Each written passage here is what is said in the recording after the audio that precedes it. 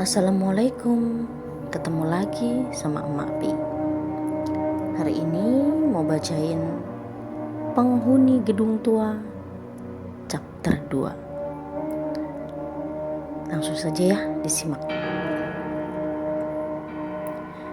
Malam itu Della duduk di sofa dan sedang menulis skripsi lanjutan.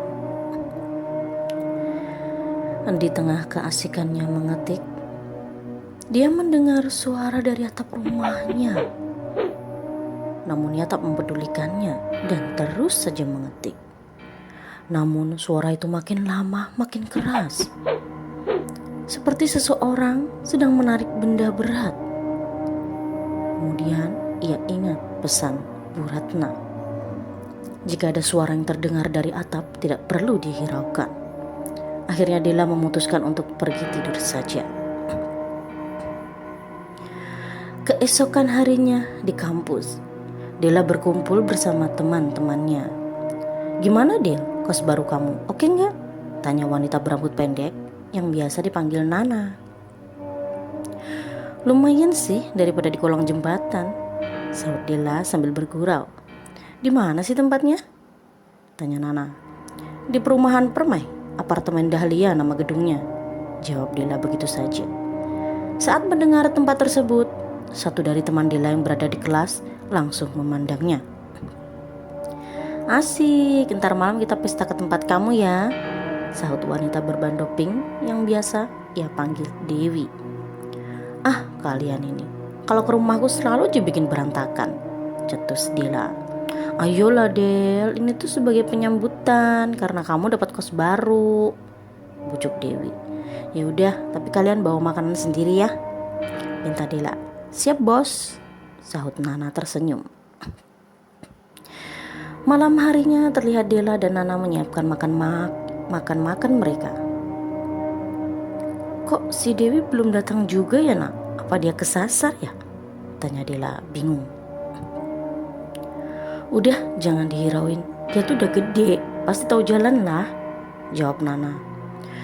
Obrolan mereka terhenti saat bel rumah Della berbunyi. "Itu pasti si Dewi, bukain Gina," pinta Della pada Nana. Nana berjalan mendekati pintu dan membukanya. Namun tak tampak siapapun. Ia bingung, kok gak ada siapa ya? Aneh, katanya. Nana ingin segera menutup pintu itu. Mendadak, sebuah tangan menjulur dan memegang tangannya. Ia langsung berteriak karena kaget. "Astagfirullah," teriak Nana ketakutan. Dewi terkekeh karena berhasil mengerjai temannya tersebut. "Dewi!" bentak Nana sambil menjewer kuping temannya yang usil itu. "Aduh, sakit nak, lepasin," kerintih Dewi kesakitan karena dijewer. Della yang mendengar mereka berisik langsung memanggil. "Wi, nak, jangan berisik, udah tutup pintunya," suruh Della pada mereka berdua.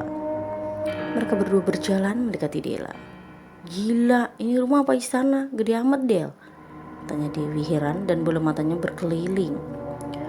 "Waktu pertama aku datang juga heran, rumah sebagus ini disewain buat kos, kan sayang ya, mana murah lagi tarifnya," Della bercerita pada kedua temannya. "Emangnya berapa per bulannya Del?" tanya Nana. "Cuma 500.000, jawab Della. "Ah, yang bener kamu," ujar Dewi tampak tak percaya. "Anggap aja lagi rezeki kamu Del," sahut Nana. "Udah yuk kita makan sekarang," pinta Della.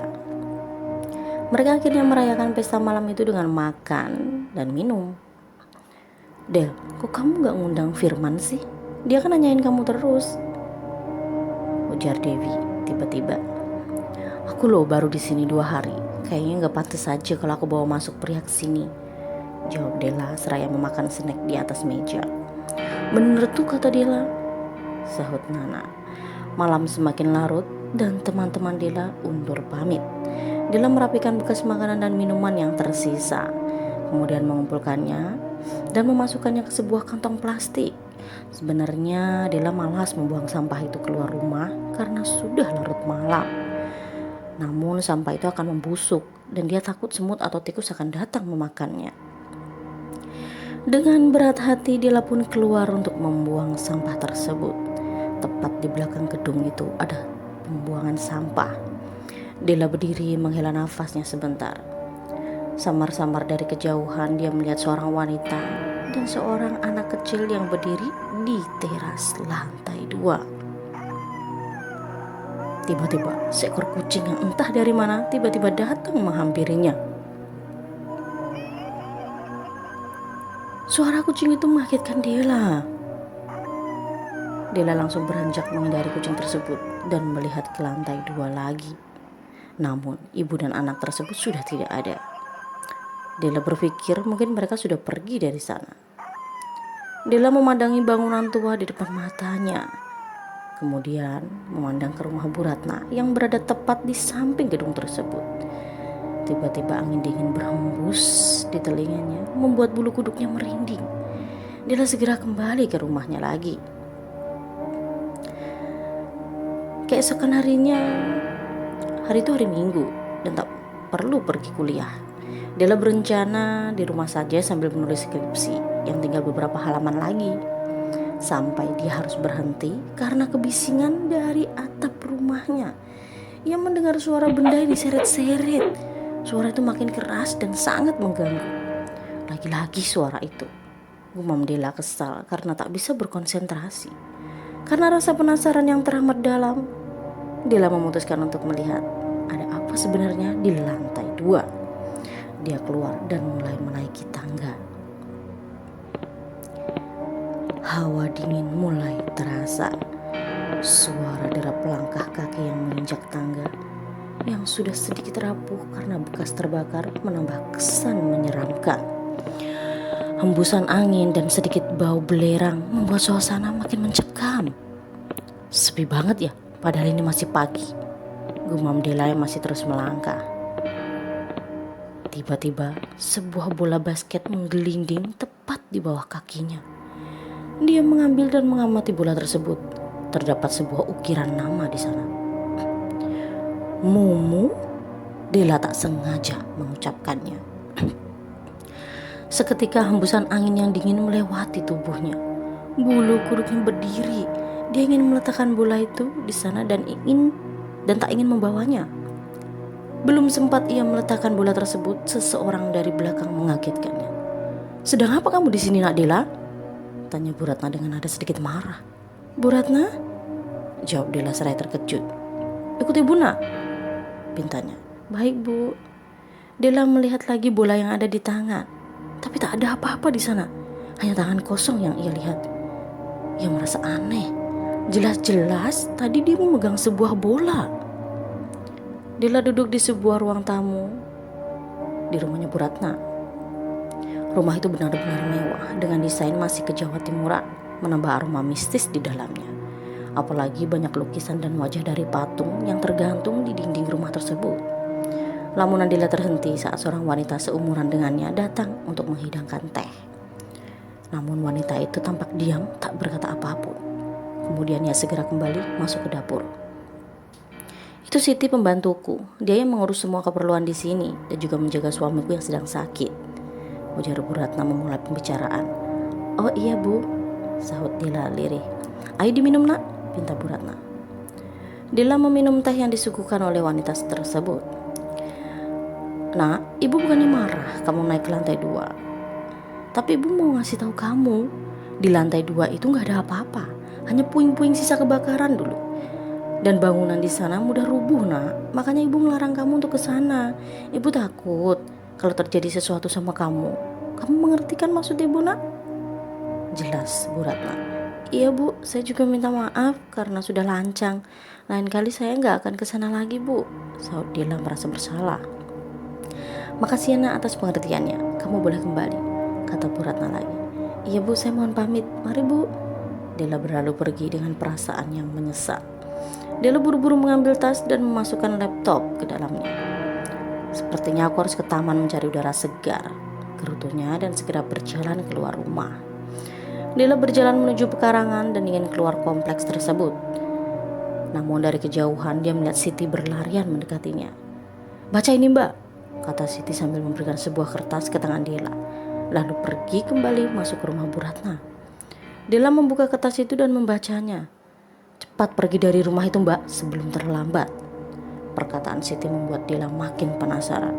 Sebenarnya ada apa ini? Sesampainya di taman, bukan skripsi yang Della tulis, melainkan berusaha mencari sesuatu tentang gedung tempat tinggalnya.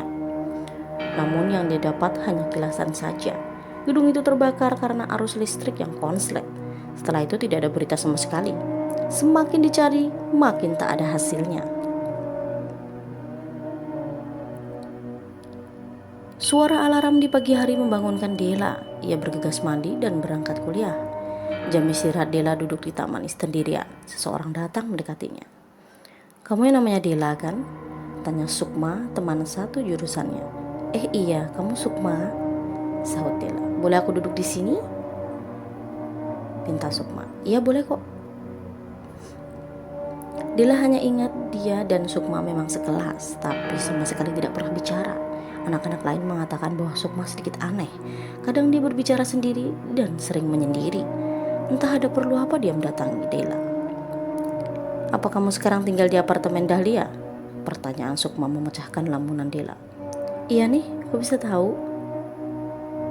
"Hanya dengar percakapan kamu waktu itu sama teman-temanmu." "Oh gitu. Kalau boleh usul, kenapa kamu gak cari kamar kos lain aja yang lebih baik?" saran Sukma tiba-tiba. Perkataan Sukma membuat Della berhenti mengetik dan memandangnya. Sudah 2 orang yang mengatakan padaku untuk pindah dari tempat tersebut, tapi makin dilarang, itu makin membuatku penasaran. Sebenarnya apa sih yang terjadi pada gedung itu? "Apa kamu tahu cerita awalnya, Sukma?" tanya Della penasaran. Sukma hanya menggeleng, tak sempat berbicara. Tiba-tiba Firman dan temannya datang. "Hai Della," sapa Rudi. "Hai Rudi," balas Della.